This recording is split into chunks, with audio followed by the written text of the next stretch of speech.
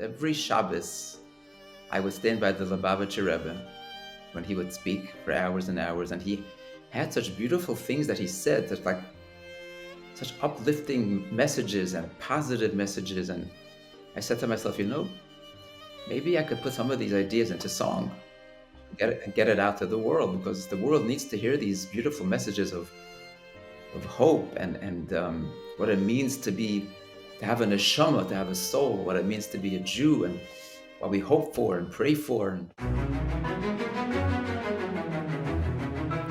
Welcome to Ordinary People with Extraordinary Stories. I'm Chana Weisberg, host of this podcast.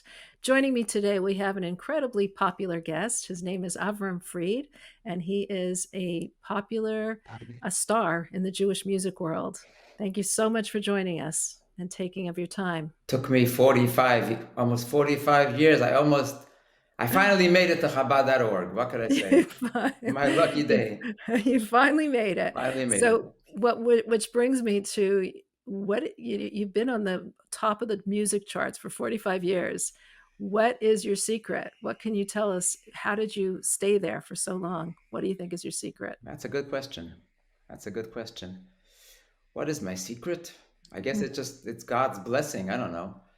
I try to keep putting out music that has a message, a good message, relevant message.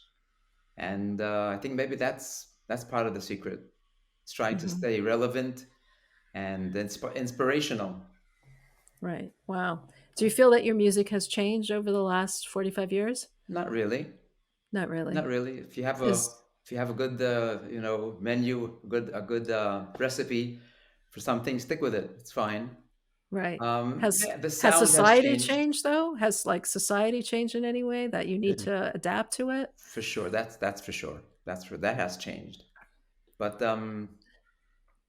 doesn't mean that you have to change what works for you. It's just, I think what's changed in the music business is maybe the music is a little bit more fresh as opposed to 35 years ago. The sound is better.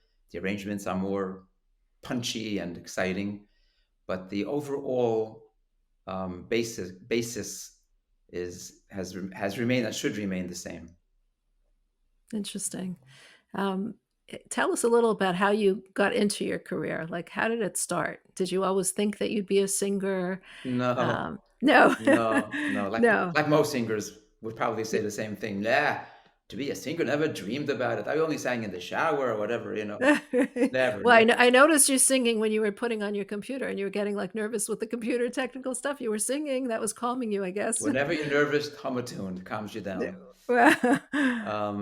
I don't know. I don't sing when I get nervous. It's better than taking a pill, let me tell you. Right. Right. I just loved singing. I was a little kid and I was singing all the time. I think I was born singing. But wow. Around our Shabbos table in my parents' home, singing was very important to my parents. And those who were our neighbors knew that Shabbos, by the Shabbos table, from the Fried family, there was what to hear. Right. Beautiful singing of Shabbat songs. As a kid, I was part of the choir in my yeshiva, and I became one of the star soloists.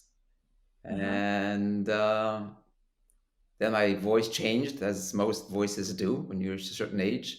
And I figured, okay, that's it. We're done with that. It was a nice little dream. But then someplace down the line, I figured, you know what? Let me give it another shot and see what happens.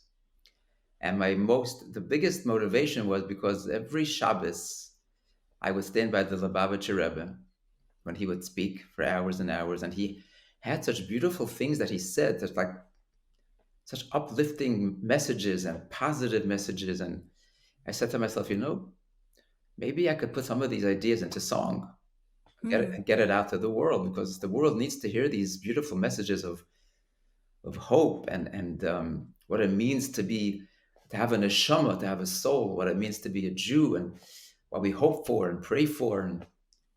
And I remember hearing from the Rebbe the line where he would say very often that when Mashiach comes, he would say it in Yiddish, "Dish kein Yid bet bleiben in Golus." To me, that translated as, no Jew will be left behind, and Mm. the rest is history. Of course, that's one of your famous songs for those who don't know. That was the Yeah. first. That was the first. Wow. That was the title of my first CD in 19. But it wasn't CDs yet. But in Yeah. 1980, 81, that was my first release. Wow. So do you look at your singing as like a calling or as a livelihood or both? Calling first, livelihood close second. Okay. And what do you mean by that? Like, in what way is it a calling? Oh, I think that music is such a powerful tool to reach people, to connect with people, to inspire, to uplift, to motivate. I am blown away by the fact that when I think about it, I could write a book about messages from people who have told me how the music has changed their lives. That's the most drastic level. Then there are people who say to me, "I'm Wow. driving in the car in the morning and I'm, hearing your music and I get a good inspiration." So it doesn't have to be from, only people who Mhm. have to be totally changed. Even those who are driving in the car and they're inspired, they make a good, good decision to do something good that day or something, or very powerful. Music is, especially today for the youth. Why do Today's you music. think that is? Like, why is music so and it's true. I mean, you unify such diverse crowds of people, from such spectrums. So how is it that music has that power? Like, why is it? If you're lucky and you're blessed with the opportunity to sing and you can touch someone's soul, that's the secret.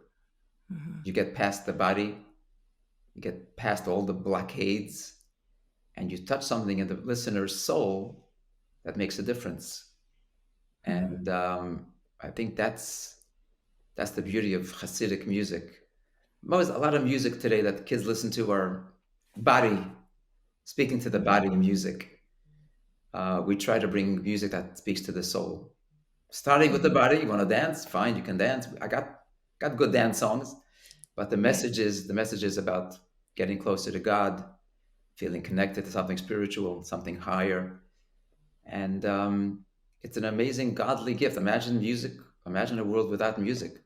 That would be a nightmare. Mhm. That would be Right. terrible. Wow. Yeah, it really can transform your mood, transform it, your whole being. I think that's the secret of music, that God gave the power where you're using your body, you sing with your body, obviously, but somehow through the body, it touches the soul. Mm. It's an incredible mixture of physical and spiritual. And when they come together, you get a reaction. You get a Right. reaction. And usually it's a positive reaction Ki in the sense that you want to be a better person. Right. You want to climb out of the mud. Just amazing things can happen when you hear a good song. Hmm. Right. Wow. Yeah, you said that music was so much a part of your background. Can you tell us a little about your background? I know your father was an incredible person. He passed away about 20 years ago. Yeah, yeah. My dad was a very kind, gentle soul. His entire life was doing kindness, and a lot of stories going back to his days in Prague, where he worked to help Jews get false passports, and Mm. he saved hundreds, more than hundreds, people like that This was right after the war. after the war, getting them to Mhm. freedom. My parents always had an open home. It was just a home of kindness and goodness and good stuff, good stuff, Mm. and singing Shabbos by the table. My dad was very it was very important to him. So the whole family has a whole repertoire of songs that we sing that our father taught us. And Beautiful. today, the children and grandchildren and great grandchildren are singing these songs all across oceans. Wow. It's a beautiful gift. By the way, you want to give your children a nice gift, teach them good songs. Wow. Um, and I remember reading that you once wrote that your father always wanted to give the Rebbe, when he would go to before the Rebbe, he would want to give him a smile. He would always come with a smile. correct. Most pictures that we have of my father with the Rebbe, by dollars, whatever it was, my father's always smiling. And we once asked him about it, and he said, "The Rebbe sees enough sad faces. It's good they should see a Mm. smiling face once in a while too." Wow. He Wow. made it his point when he walks by the Rebbe to smile, big smile, Amazing. smile. Is that what you try to do with your music to make people smile I or get, cry? yeah, or cry. Or cry. Sometimes we have to cry as well. But, What what but the crying what's shouldn't be depressing. It should be a cry that brings you to something good and something joyous afterwards. what do you prefer more? Sad music or happy music? It's interesting. My soul connects more with soul music, meaning if you give me a good slow song where I can put my soul into it, I'll take that. But you need also fast songs, so Right. we'll take fast songs as well. But I think my first pull would be to give me a good heartfelt song that I can just belt out and let my soul scream. That would be my What first choice. Yeah, that would be your first choice. Wow. Did you ever cry when you were singing? yeah, it's happened. It's happened in the studio where even though you're sitting amongst four walls, sometimes you connect with the lyric what you're singing, and if it's a heartfelt lyric of longing or missing someone or an outcry, I've cried a few times in the studio, and there have been times where I've cried in front of the audiences at live concerts, which has happened Mhm. as well. Wow, touched you deeply. It's a time if you really connect with your lyric, what you're singing, you're praying, you're basically Mhm. praying. Mhm. Problem is when we're praying, we're sometimes not connecting. But when I'm Right. singing, I sometimes connect with the lyric even more than when I'm praying. Right. So I guess that's why we sometimes sing during our prayers, right? that was the whole beginning of the Right. Chassidic movement was to pray while singing or along with it humming a tune because the two of them are very powerful. Right. So you mentioned that, you at the Friedman table, there was always at the Shabbat table, there was always singing. Yeah. So from what I understand, your backyard was connected to the Rebbe's mother, Rebbetzin Chana, and she would hear you singing. Could you tell us a little about that? Yes. So we lived on President Street, 1414 President Street. The next building over, it was one building, but it had two entrances. 1418 was at Rebbetzin lived. And I was 4 or 5 years old at the time.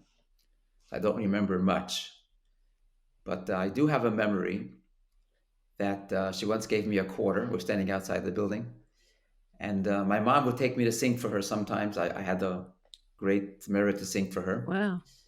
and she was my first fan, I guess you could say, my first fan. And Mm. as a token of appreciation, she gave me a 25-cent coin. And being a little boy, I ran to the toy store and bought a toy. And Right. bought a toy. I don't have the toy or the coin at this store. Right. But Wow, I special. was told that she very much enjoyed hearing this mirror, the songs coming from Apartment 3D Mhm. from the Fried family. And I once heard in the name of Rabbi Weinberg, one of the elder Chassidim, the Rebbetzin Chana, the Rebbe's mother, once told him that from that window comes forth beautiful songs. And there's a little boy there, Avraham, who sings, and I don't know the exact quote, but the gist of it was that he's going to sing for Klal Yisrael one day. Wow. Incredible. So it's not my So doing. It's all the Rebbetzins bracha. wow. Wow. People That's ask me, beautiful. people that ever sing for the Rebbe. My initial reaction, no, I never sang by Farbrengen or by Black Bomber Parade. Never sang for the Rebbe. But then I remembered that I did sing for the Rebbe. We knew exactly every day when he would come to visit his mom. And I would stand outside at that moment and I would sing maybe a Faratsta, whatever it was. The Rebbe would make with his hand to me. And so I did sing for the Rebbe, but I was a What, little. you were singing outside of her apartment, you're saying? As he was passing by As he was 1414 to get passing to by. 1418, he Ah, had to pass okay. by our building. Right. So I would stand outside and sing, and he would encourage the singing. So I did sing for the Rebbe, but I was a little boy at the time. And what about the Rebbe's wife? Did you ever sing for her? No, No. no, but No. I was told by her chauffeur, by her driver, that while in the car, he would play for her some of my cassettes. Hmm. And one particular song that she liked was the song called Tatenu, a song in Yiddish that I wrote the lyrics for to an old Chabad tune, which describes the longing of a one and only son looking to connect with his father. Hmm. And that song she liked. But in live, in person, I never sang for her. Hmm. Wow. Incredible. Yeah. So, what were you like as a little boy? Are you more of an extrovert, more of an introvert? Do you remember yourself as a child? Clearly an introvert, as but probably most performers are. That, Interesting. that's how they deal with it. Most comedians are probably very depressed people. You know how it goes. The clown is the saddest person in the room is the clown, right? Right. It's funny though, because most people don't think of people up there as even lecturers. I mean, I know people think of me all the time as an extrovert. I'm the biggest introvert, and There you go.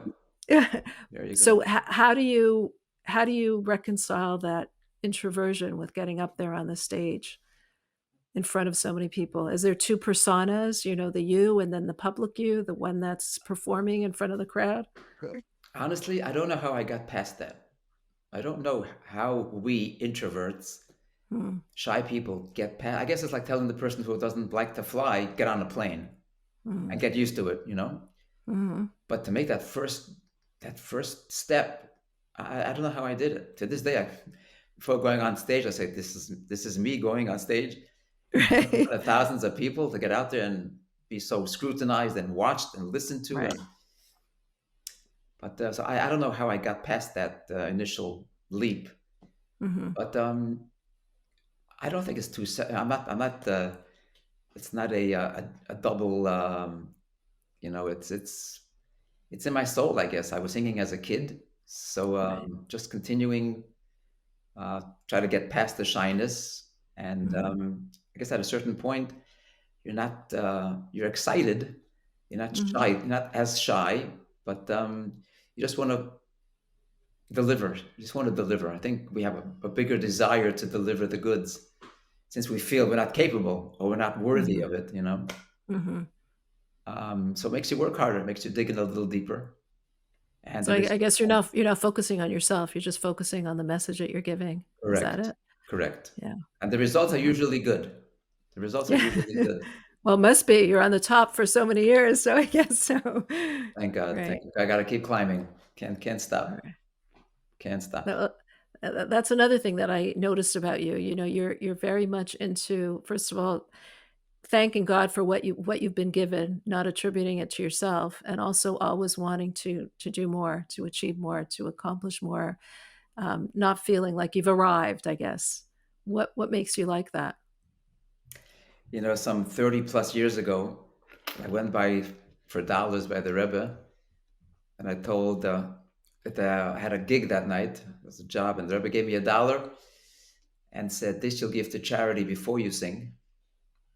Then he gave me another $1 and said, "This you'll give to charity after you sing as a thank Yeah. you to God that it was that it was successful." Hmm. So I travel with Hmm. a little charity Wow. box Wow. for the last 30 plus years. When the pushka gets full, I give it to a charity. And the Rebbe taught me a very simple message. When you have success, just say thank God. Mhm. Don't take any credit for it. Yes, work hard, invest, and do your homework. But at the end of the day, when you have success, don't forget to thank the one above. So that's been my guide ever since. Every success, back in the day, when I would get a phone call, I'd get a booking, I get a job, I would put $1 in the pushka just for the booking, even before Mhm. before the show. I should get back to doing that. That Right. kind of slipped away. But Wow. can't take anything for granted, especially after this in the market today. There are so many talented individuals, and you can think, oh, after 40 plus years, okay, people have heard enough of you. They want to move on, but thank God the phone is ringing. I'm as busy. Hmm. I'm as busy as ever. By the way, I just came back yesterday. Um, I was in Israel for 48 hours. Hmm. But the last step, my last visit, my last stop before going to the airport was at an army base. And two of the most amazing benefits of being a singer is when you have an opportunity to sing for someone who's not well. God forbid, we should all be well. To make a sick person feel good for a little bit, that's a great, great merit. That's a great zchut. It's an unbelievable privilege to bring some joy to a person who's suffering. Hmm. whether spiritual or physical. But going to a hospital or going to a soldier who needs a big healing and recovery. Amazing. On the other side, to me, singing for soldiers is an incredible, inspirational opportunity. It's just amazing. So I'm fresh coming off dancing with soldiers who are going in and out of battle, and Hmm. their inspiration, their excitement, their faith. It's just unbelievable. I come away from there feeling so blown away. Um, For sure. Wow. very humbling, incredible. So I'm here, It's very and true. I know when I interview some of these people, it's just like they're made of almost different stuff. They're made of exactly, just incredible, the faith and the just exactly. unbelievable. They're dancing Yeah. like they're the happiest people in the world. Unbelievable, just Wow. unbelievable. Wow. They're coming in from a battle. They're going to a battle. They lost fellow friends just the other day. They're ready to Unbelievable. show the world that God is one, and God is on our side. So very humbling. Wow. So you said the Rebbe gave you $1 for before and $1 for after. What do you do to prepare for a concert before? Oh, a lot of vocalizing, a lot of exercising, running up and down steps, and breathing and inhaling. Really? You sure? Wow. A concert is 2 hours Is of aerobics. aerobics, Yeah. vocal aerobics and body aerobics. You Right. gotta deliver. You gotta give people all you got. So you can't just walk out there, cold and deliver. Sure. Doesn't work. So you Sure. have to prepare. So Right. it's walking, it's vocal exercising. Especially as you get older, it's more important to vocal exercise. Mhm. Um, a lot of people. I get paid for the work before the concert. Right. The concert itself is Right. fun, Hmm. but the Wh getting what ready takes time. did you did you ever find yourself, like, hoarse and not able to go to a concert, Of not able to course, deliver? of So what do you course, do? of course. You apologize. You do. Um, Wow. my famous story was some years ago. I landed in Melbourne, Australia, after flying across the world, and I Like, c- that's a long flight. and I come out. Af I knew I was in trouble on the plane because something was not feeling well inside, Oh gosh. and I spent that day. The person who booked me took me to 5 different doctors who might find some kind of a miracle to get my voice back, but I was like this. Ay, ay, ay. Nothing could be done. Nothing. So I came out on stage. The place was packed with about 2,000 people in Melbourne, and I said, "Ladies and gentlemen, as you can hear, I have no Ah, voice." And they didn't. They thought it was a joke in the beginning, right. but so I apologized, and I sat down in the front row, and I stayed for the rest of the show. The other acts filled in. They did their act. I came back 6 months later to Melbourne. I came out on stage, and I said, "Hello, ladies and gentlemen," and they freaked out. They freaked out. I said, "No, no, no, that's just a joke, just a joke, just a joke. Right. Maybe a bad joke, but it was a joke." And Wow. I made up for it. Thank God. Wow. That Wow. was my big losing my voice story. But I Right. knew on the plane I was in trouble because something just didn't feel right. But that was laryngitis. That usually doesn't happen. Right. Other times where I come to a show and a little cold, a little congestion, but thank God you can get around. If your voice box is not totally congested, with some Right. tricks you can get around it. Mm. So I had a couple of those, but thank Mm. God over Mm. 40 plus years, I That's all you can remember. don't think I've ever I don't think maybe once one or two cancellations. That's it. Thank God. Wow. Wow. Pretty Eh, amazing. That's very amazing. Wow. And what about, like, coming down from the high? I mean, you must be on a real high after a concert. How do you settle from that? That's a good question. It takes about 4 or 5 hours. I don't sleep the night after a concert. It's just I'm sure. the winding down, and there's just something good to read, Right. a good read. Wow. But it's Wow. a lot of energy. It's a lot of your body's going through a lot of stuff, and Now, what it's happens beautiful. if you're going through stuff, you're going through a situation or a challenge or a struggle, and you're just not in the mood of the being uplifted? What do you do then? I mean, you said how you physically prepare. How do you emotionally or spiritually prepare? That's happened. That's happened. You go on stage, just not in the mood.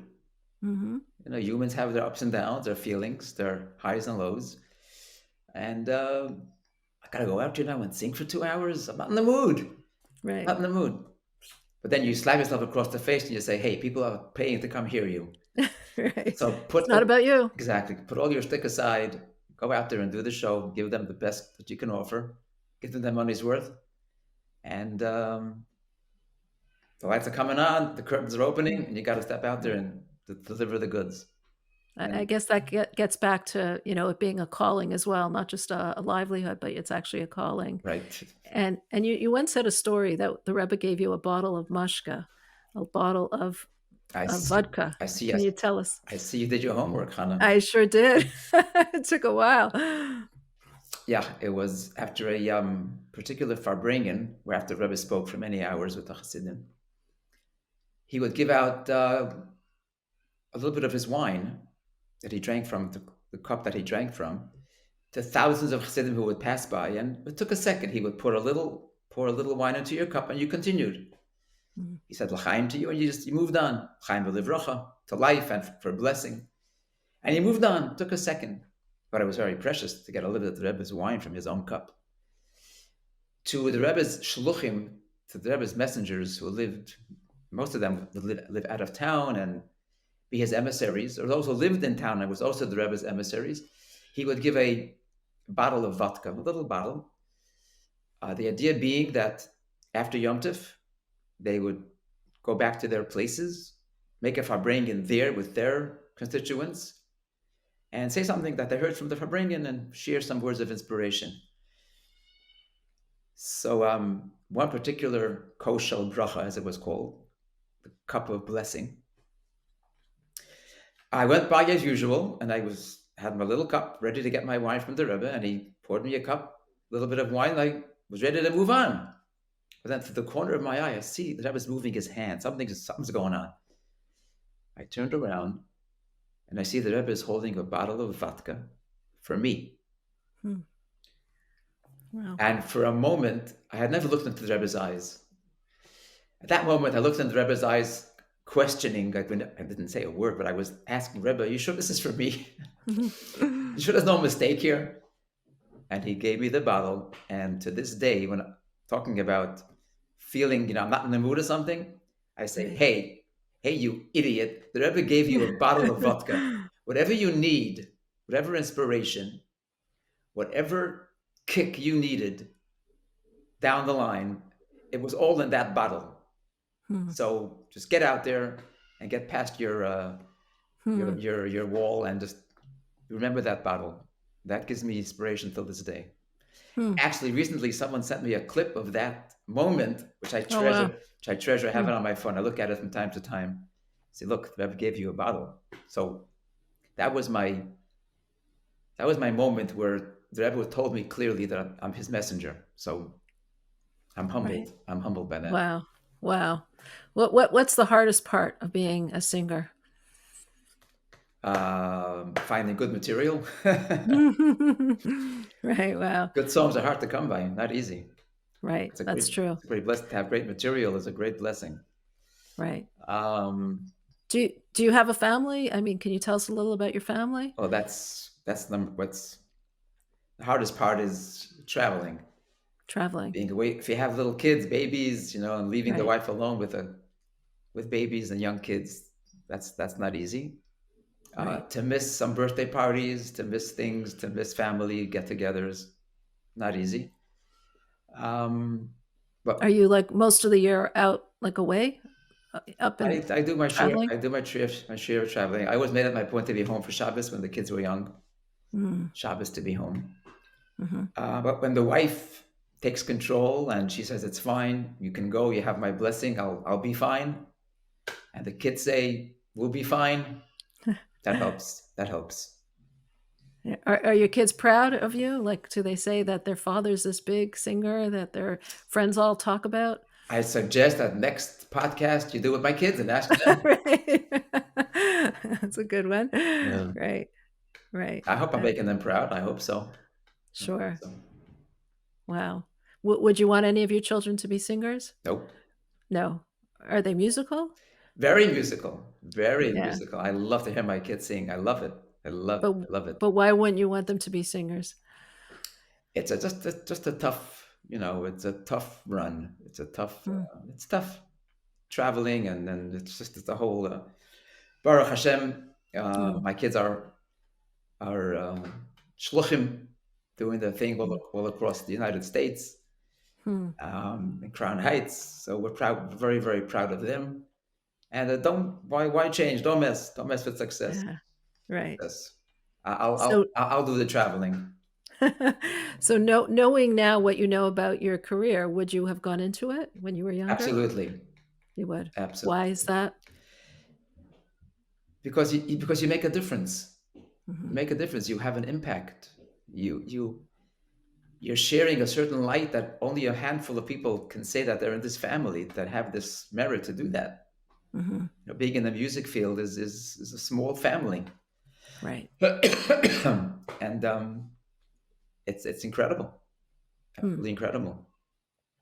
That's another thing that I noticed about you. You know, you talk about other singers without any it almost feels like without any tinge of jealousy or competition. How do you achieve that? That's idiotic. I mean, you can't.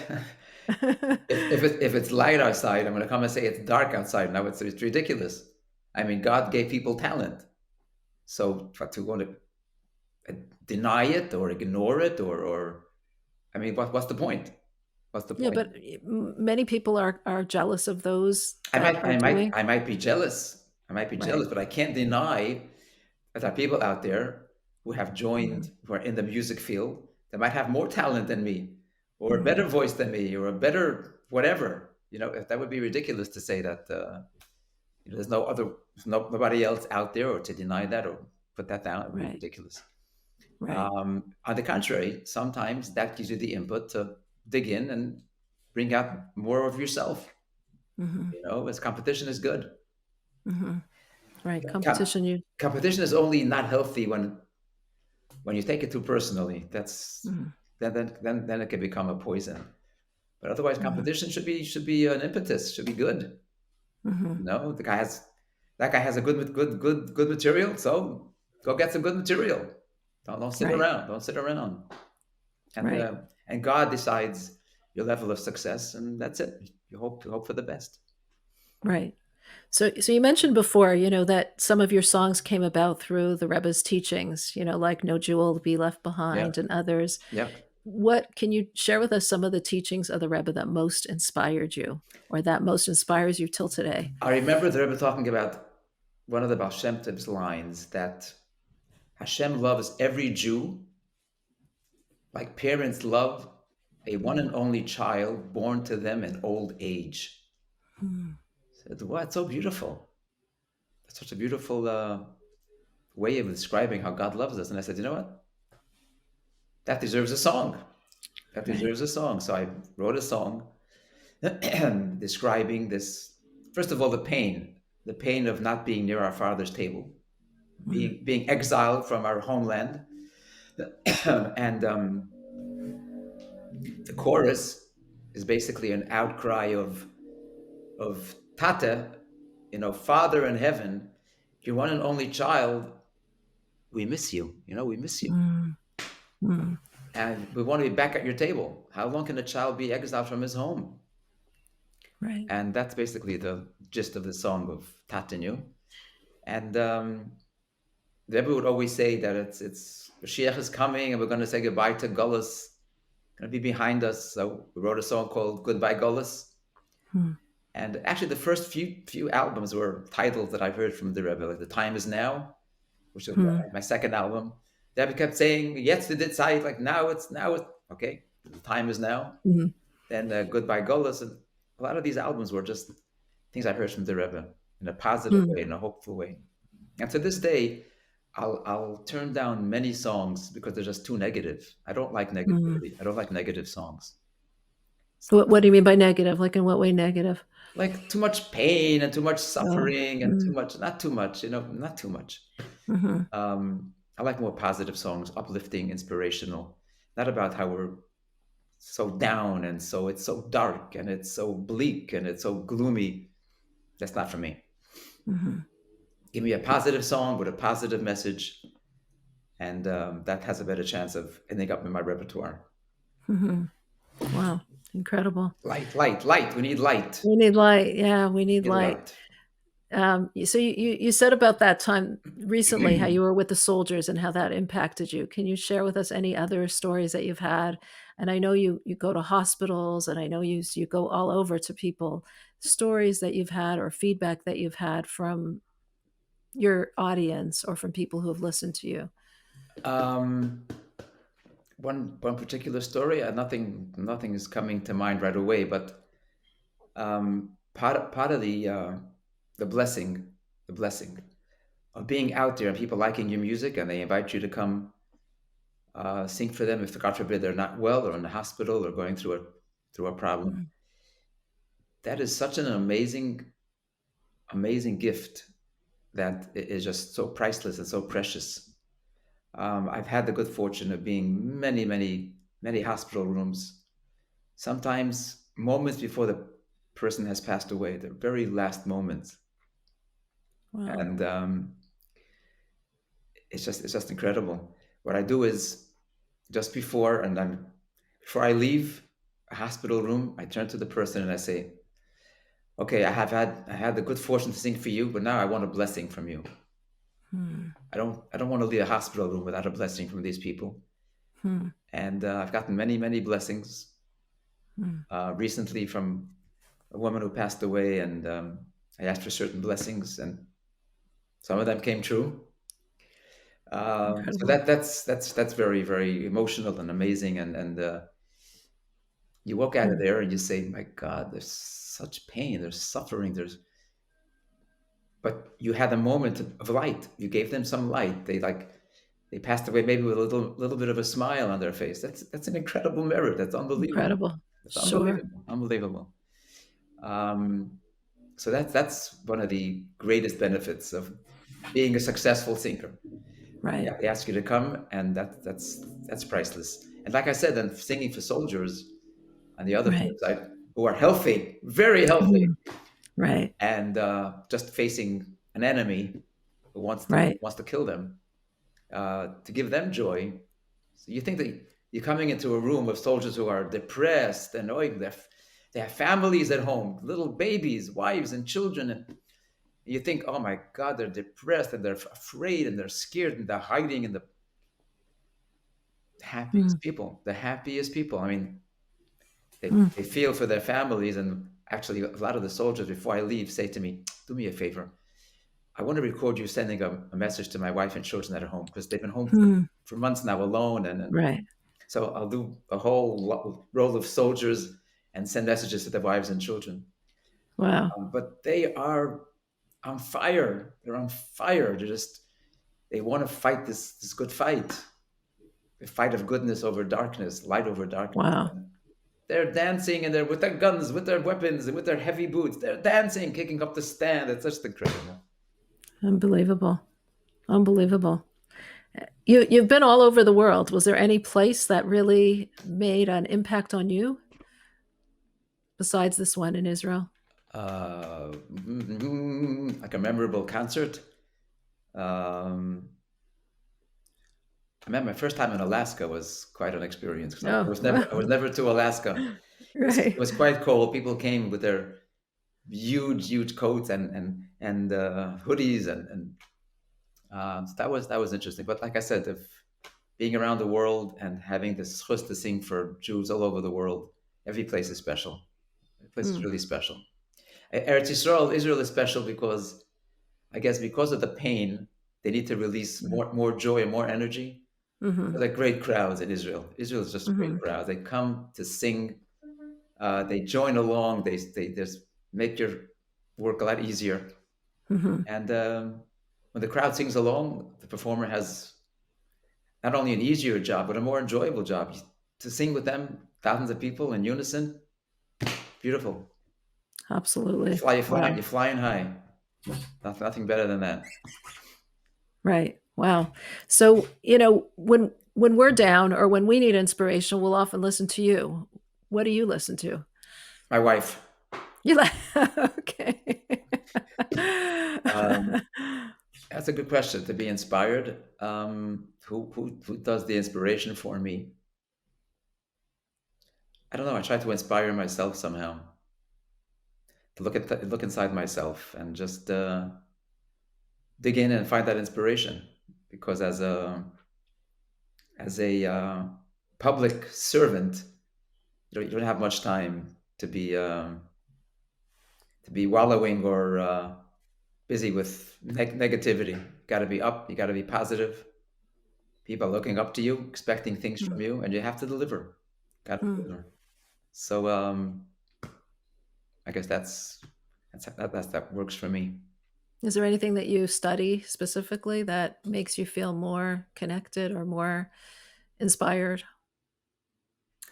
I have my routine of things that I study on a daily basis to be connected with the Rebbe, to be connected with other Rebbeim, um, but nothing in particular.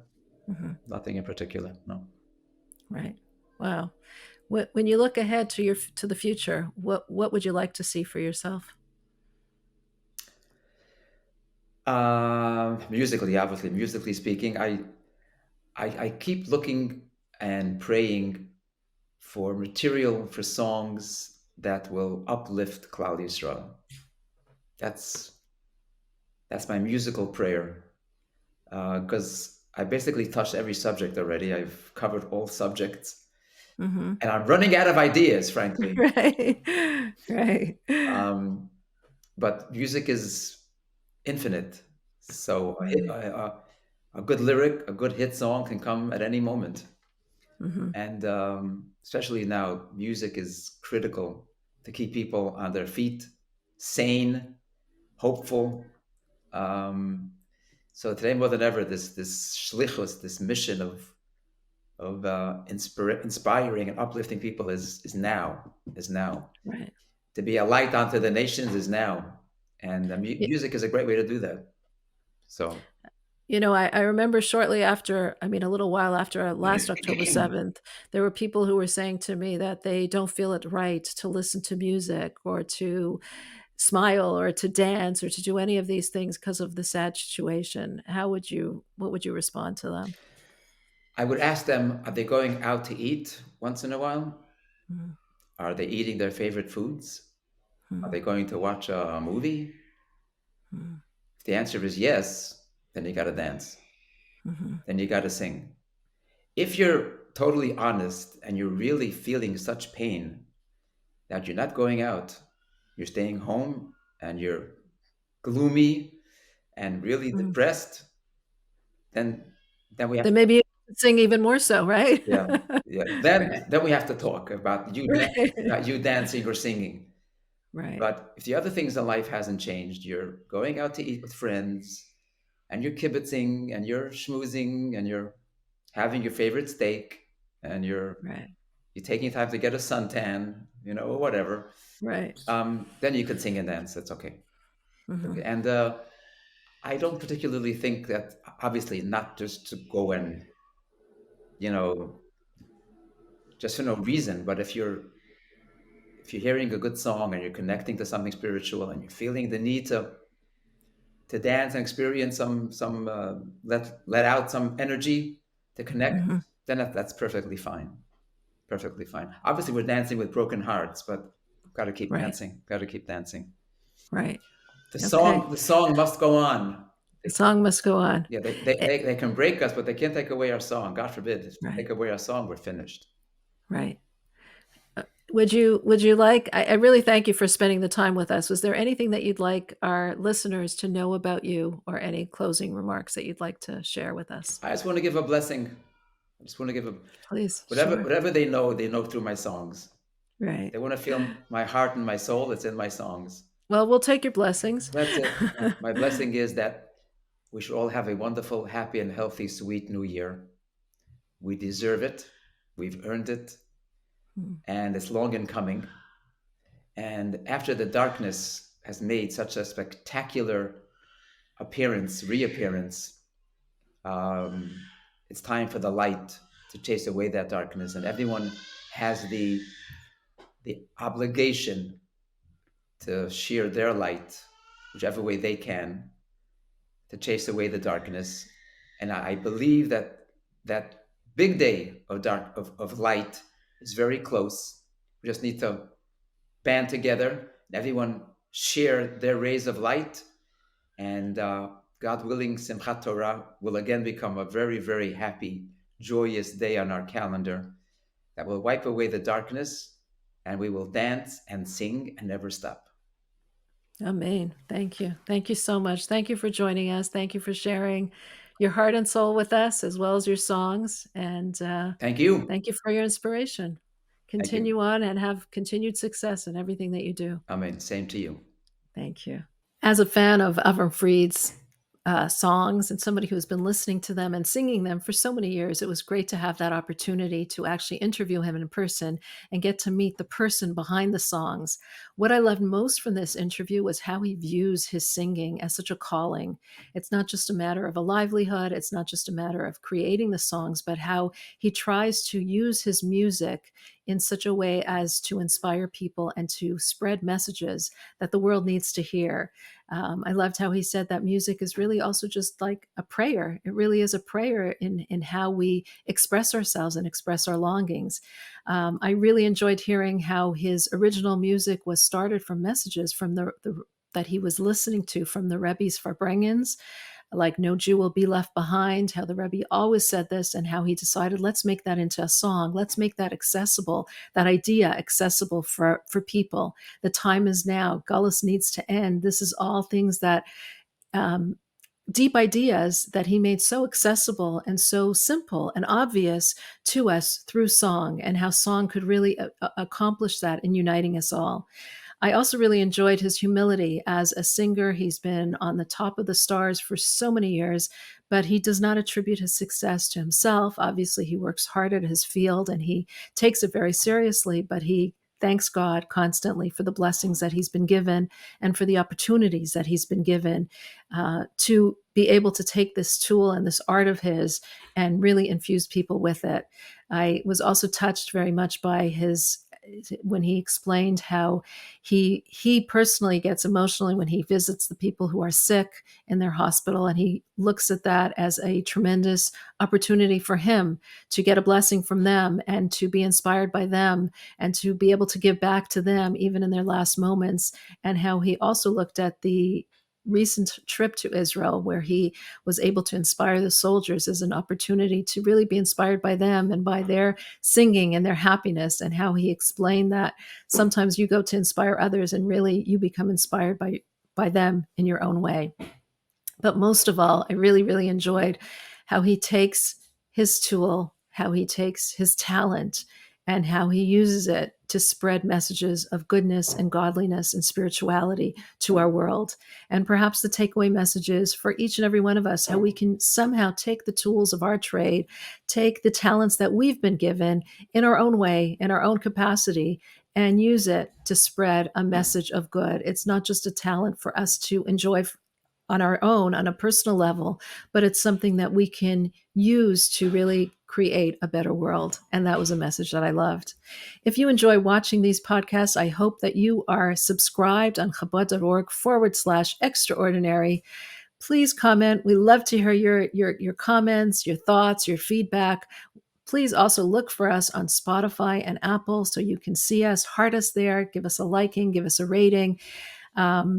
If you're on the go, if you're walking, if you're exercising, this is the time that you can really use us on Spotify. You can use that opportunity at this platform to actually watch these podcasts.